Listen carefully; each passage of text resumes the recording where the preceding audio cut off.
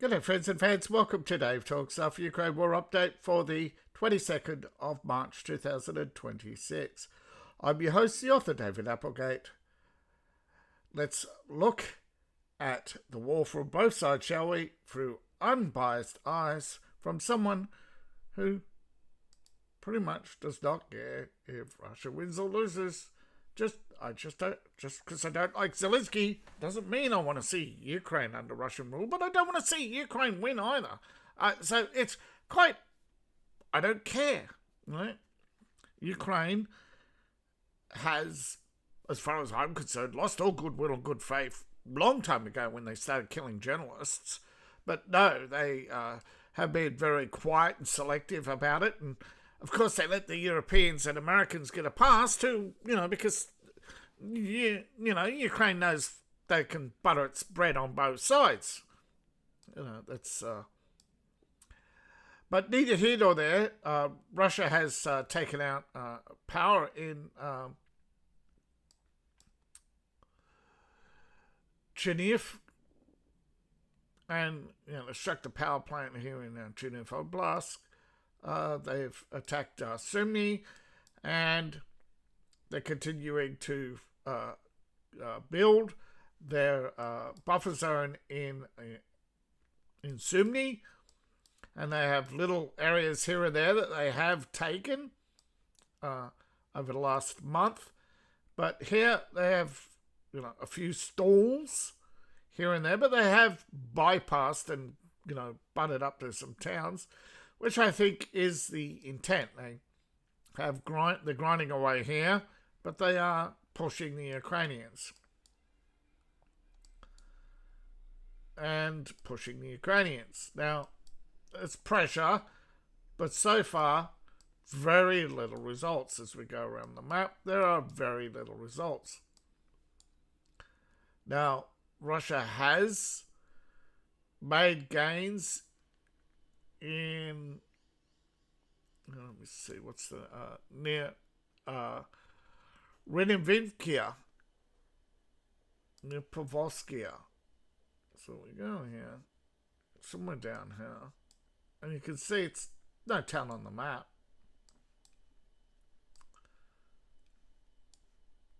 So why I can't? Here we go. Here it is. Yeah. According to deepstatemap.live, right? Let me just show you. Oh, where's Selesk?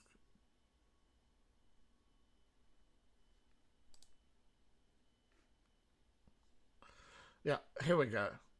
Come on.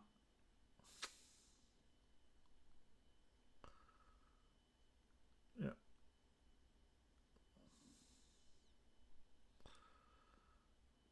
Yeah. According to deepstate.com, yeah, most of this is taken. Most of this is under Russian control. The Ukrainians aren't updating their map.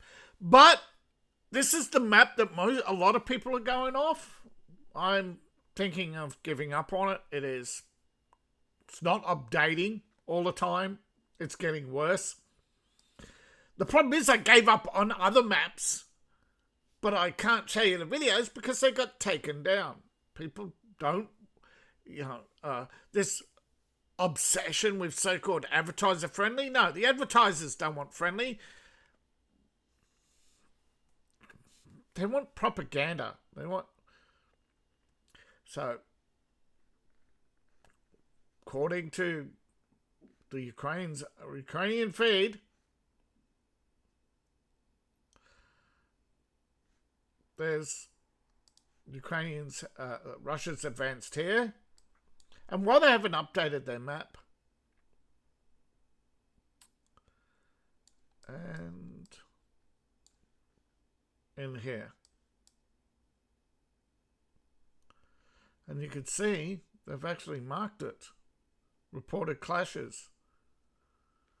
Reported clashes. This is why the map and the markers don't match. Right, the Ukrainians are trying to push them out of here. They are failing. The Russians are encircling them. And according to recent reports, Ukraine recently rescued a soldier from the encirclement. They are trying to get the men out. They've been dropping supplies. The Russians haven't been able to take them, but they're all but encircled. They can't get the men out. About 300 have been rescued in the last month. And there's no big deal about it. Now, next time I find a Telegram story about it, I will try and capture it or do something. So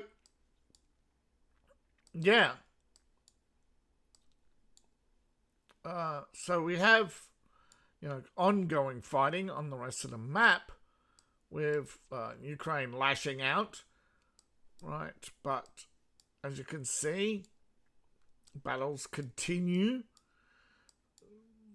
The Russians are hammering in Zaporozhye, and that is the state of the war. Now, if the Bradley is the armored fist of Ukraine, I mean America's interests in Ukraine, the workhorse of Ukraine is the MTLB.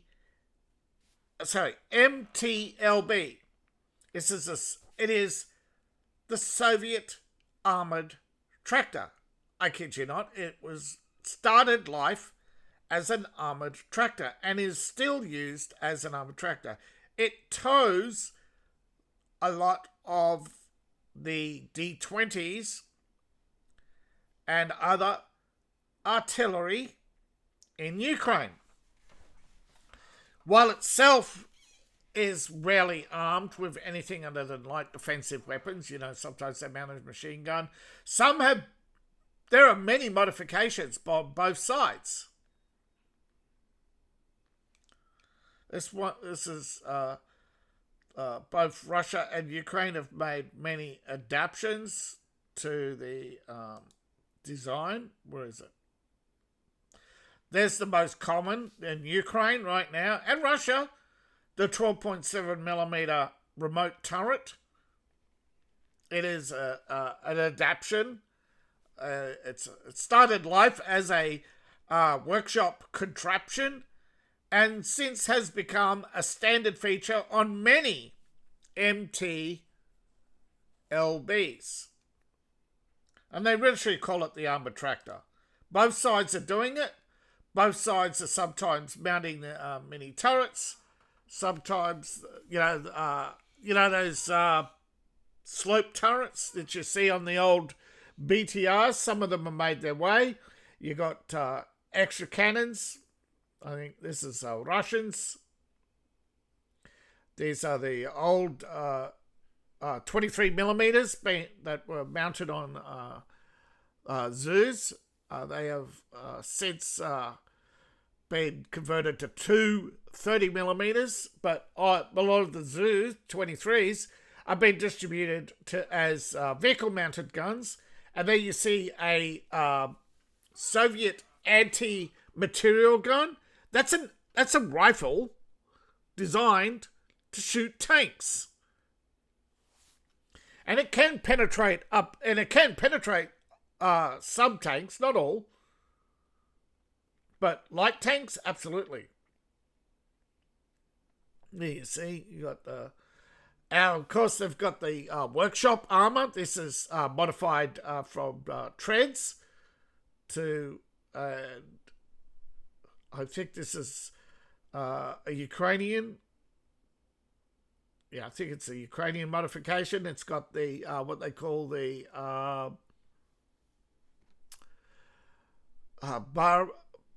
is it a Barbarella turret? Yeah, it's a man turret. Yeah, and it's got the twin guns. Now you got the Russians with putting rocket launchers on the back of theirs. I don't think I've pronounced it right, but these, actually, I think that's a Russian. It's hard to tell. I think that's Russian. Russian 12.7 millimeters twin. No. Someone know? Yeah, because usually the Russians are painting Z's on theirs, but not all ways. But some really weird and more modifications. Both sides have also got their little mini. They got the slingshots. The fire the drones and drone interceptors. The slingshots.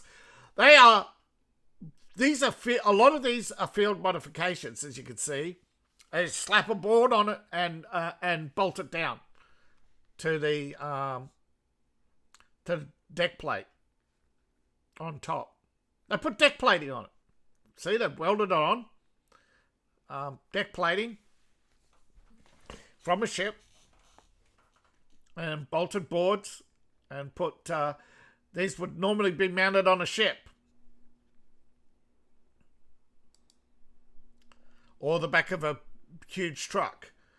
Now, the war of words is turning into the war of deeds, where Hungary has predicted that the flow will soon resume, because Ukraine will run out of money before Hungary runs out of oil. Now, I don't know who recently delivered oil to, but they are getting some oil delivered to them. But the problem is Hungary's locked into a pipeline situation that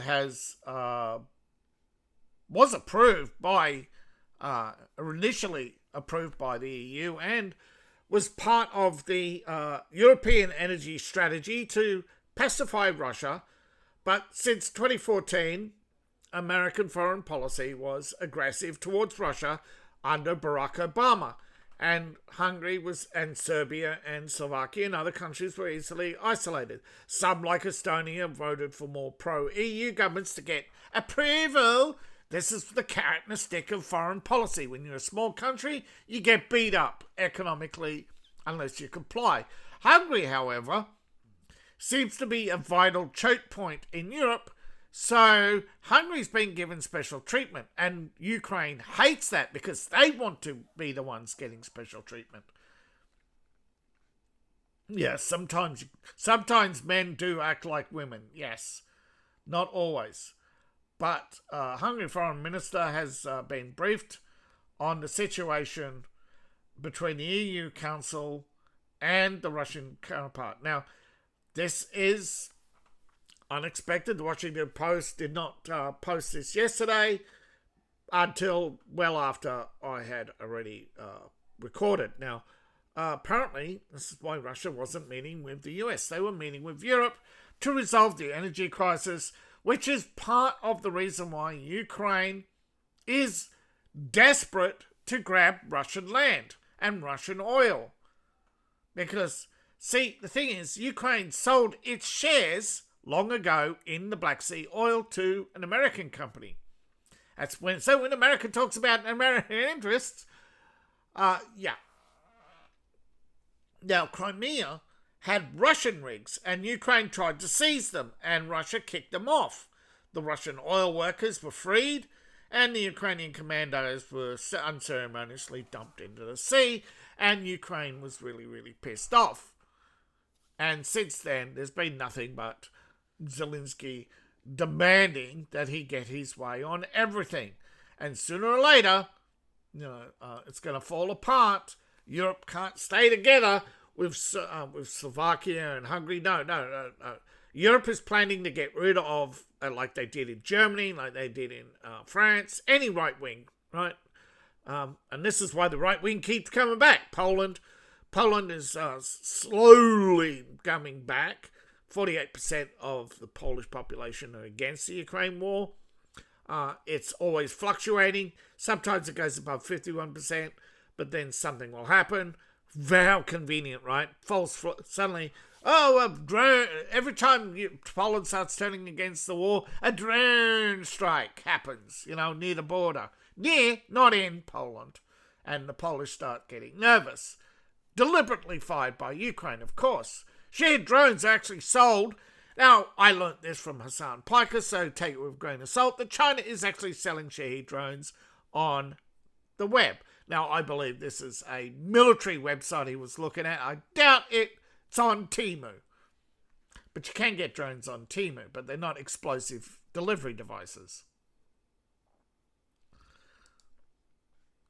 All right, so as I said yesterday, Ukraine's population is down, and a second, Will Floyd has confirmed that the population was estimated to be just over 40 million in 2014. This was actually already down from the official census, where it was 48,457,000. So since independence, right, the country has been contracting and is falling, and official estimates, though reported at over 40 million, upon investigation, it's more like 20 million, with significant estimates in public domain stating even less, he wrote on X. Now, he first visited in 2024 when he witnessed the waning interest, and Europe is no longer interested, right? They're shifting to Gaza, Greenland, Venezuela, Iran. The world wants to end this mess, right? Expensive munitions and advanced air platforms are running low. They're needed elsewhere on more important things than Zelensky, right? You're not protecting anything in Kiev other than the Ukrainian government. And they're not even there. It's all pretend.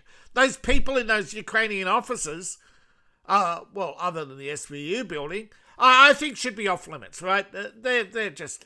You're not going to gain anything by killing the Ukrainian government. You gain a lot by killing Ukrainian heads of military, heads of government like Zelensky, but not most of the Duma. They're powerless. They're not, right? There's only a few powerful people in Ukraine, and they're all either underground, because Russia's bunker busting ability ain't that good. Now, they do have some bunker busters, but it takes them time. They don't have many. Okay, it's a very advanced technology, right? Very secret technology on how they actually achieve it. Now, some of it is to do with the weight, the size, and the shape of the bomb. But there's other factors involved in the material science, in the chemical science, and many other things. But Russia has busted only a few bunkers during the Ukraine war, and some of them were spectacular and others never shown. Now, they have hit bunkers in Ukraine before where they've collapsed entryways, but Ukrainians have either dug them out or had second tunnels beneath the ground. But Ukraine is now experiencing demographic collapse. But they've been experiencing that since 91. Why? Well, predominantly Ukraine has abused, child abuse in Ukraine is horrendous, but secondary to that is mass migration. Ukrainians are probably more mobile now than the Irish. The Irish used to be extremely mobile. There's way more Irish outside of Ireland than in Ireland. And that's why Ireland is getting more and more foreigners, because it's more and more Irish are leaving Ireland, and it's a self-defeating prophecy, right? If Ireland stopped bringing in foreigners and started deporting them, there probably would be more Irish, not less, in Ireland. Ireland is killing itself, and the left-wing government is doing it on purpose because they can't win elections otherwise. And it's the same with Ukraine. The Ukrainian government has been pretty much crashing the Ukrainian economy and driving out all the productive people, right? And pretty much relying on the dependency vote.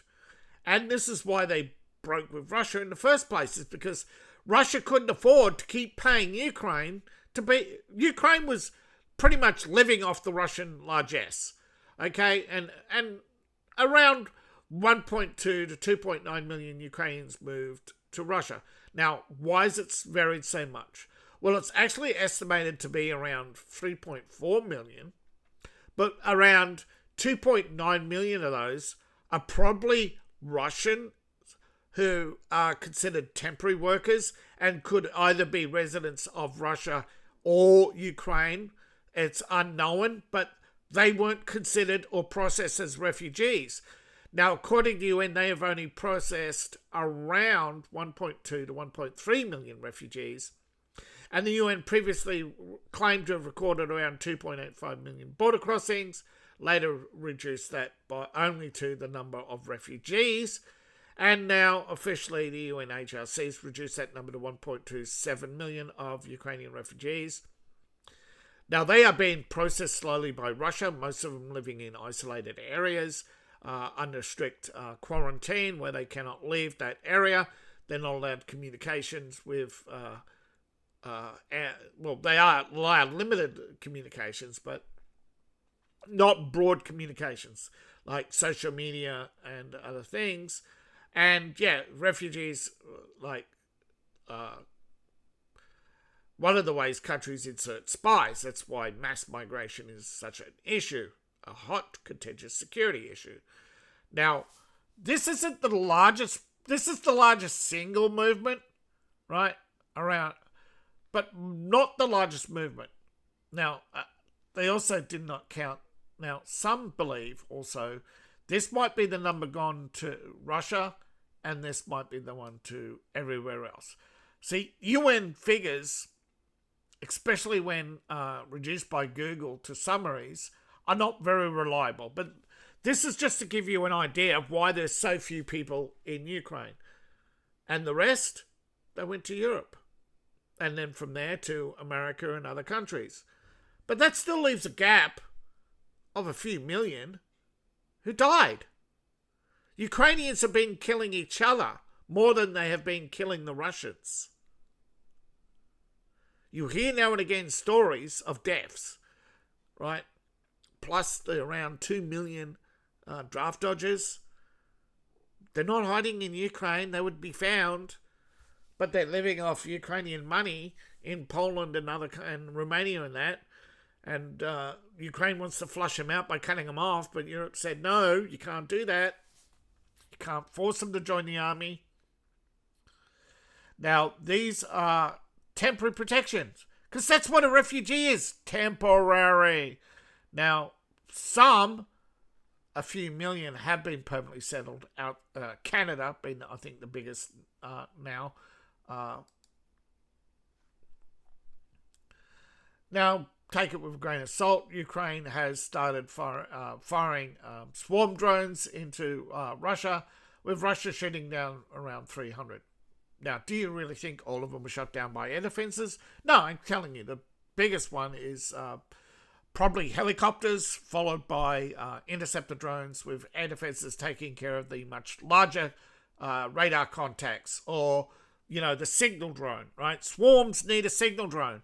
You need you need a signal drone. You kill a signal drone, the swarm starts to break up, reorganize, and during that state of confusion, helicopters wipe them out because they're getting no signals, right? They're getting no beamed down signal from Starlink. I mean, allegedly from Starlink.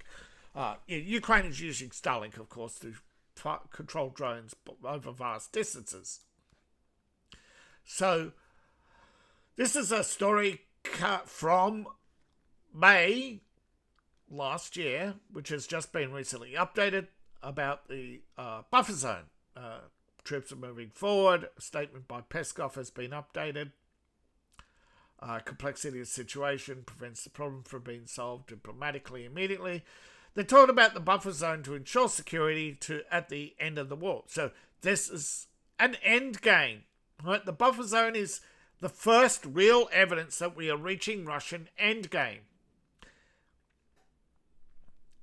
So, complexity of the situation, that, the third round of negotiations and dialogues will continue. So, they're talking about Miami here, in which Russia will return from its European talks, which were not mentioned yesterday, but, they were, but after. All right, they updated the story later after I had finished recording. So here we have direct negotiations where Russia and Ukraine are going to resolve, the situation on the ground, because more and more, right, it's to the disadvantage of Ukrainians to continue, because if they continue, they're just going to keep losing more ground. Now, not much each day, but it's the amount of men they lose each day, and the situation getting more dire because they only have 1.2 million reserves left in Ukraine. Now, that's, neither here nor there. You may say, oh, wow, they're only losing 1,000 a day, and that's going to take a long time. But it's not just 1,000 a day. It's the psychological damage, right? It's the women. The more the women go without men, the less likely you are to rebuild your population. Now, the complexity of the situation is a problem that cannot be diplomatically solved immediately. Why? Because Zelensky won't give anything. He will give nothing up. No amount of money, right, has satisfied him. Why? Because he can get more from the war than he can in one single lump sum payment. Okay? Ukraine's GDP was peaked at 127 billion. It's estimated to fall into 27 billion. And the war is costing them 100 billion. They are bankrupt. They need 800 billion to rebuild, and that number's going to go up every year by over 100 billion. So the rebuilding's costing more than the war. And Russia will continue to kill. See, Russia's grinding Ukraine to a halt. And eventually they will. Eventually they won't be able to rebuild power stations. Eventually coal reserves will be burnt out. Massive amounts of resources will be lost permanently, unrecoverable by modern technology. Russia does not intend to comply with the European courts, right? Which, of course, Europe has ruled that Russia's invasion is illegal and must withdraw, because Zelensky wants you to withdraw. So, fuck Europe and their fucking hypocrisy. They always try to take both sides of a dispute. No, you pick a side and you stick to the policy, right? You don't pick sides and then create policy around it. No, you have a policy and you stick to it. No, liberals are always going to please people. Please as many as you can. Please the majority, even if it means sacrificing your own population. Yeah, and because they're psychopaths, they don't care. Now, it's alleged that Trump threatened to bomb Moscow and Beijing. Kremlin's unaware of it, if it's fake or not, and says may have actually been when Trump was not president, because there's no presidential statement or recording, right, of Trump as president saying that. There is plenty of liberals who've claimed this, but they're saying there's no disagreements, right? Both sides are willing to resolve the situation through political diplomatic means, have made up a lot of plans, but every time they've produced a plan, Zelensky's the one who has rejected it. So, right now, Zelensky's negotiating a price. We all know what he wants. He's actually stated it many times. Operation Sky Shield, okay? He wants to be Captain Sky Shield of Ukraine, right? It's a real thing where Zelensky runs a sky force, which actually is something that I created in my book, Skyforce, but no, there's some word that's been used before, where they patrol for drones and ration spies, and create this electronic shield against Russian intrusion, and Ukraine would, of course, really wants is to be the guardians of the pipeline and get their big oil revenue from Russia. They do not, however, that's why they blew up the Nord Stream, to force Russia to pipeline through. But now, what happened after they blew up the Nord Stream? Did they expand the Duba? No. They went through around to Turkey, and Ukraine is pissed. And again, that's why they're cutting off Iran, isn't it? Come on.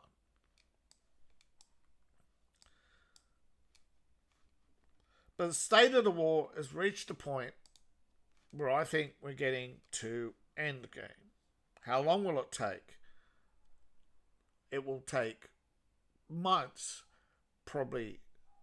But Moscow has stated several times it wants a end resolution. And Duma has been briefed what this end resolution apparently looks like, but there has been no leaks. Unlike America, you see it on CNN the next day. So Russia's keeping tight-lipped what this endgame will be. Moscow may have actually told Trump. We don't know. But we don't know exactly what they mean by Moscow. Does it mean Putin or the Security Council? I think it means the general that Russia's command structure and executive council has reached a decision, not just Putin on the end game in Ukraine. So thank you for watching. Please like, share, and subscribe. Please support the channel. You can support me on Ko-Fi, Patreon, buy my books, buy my merch. I appreciate each and every one of you. See you in the next video, and bye for now.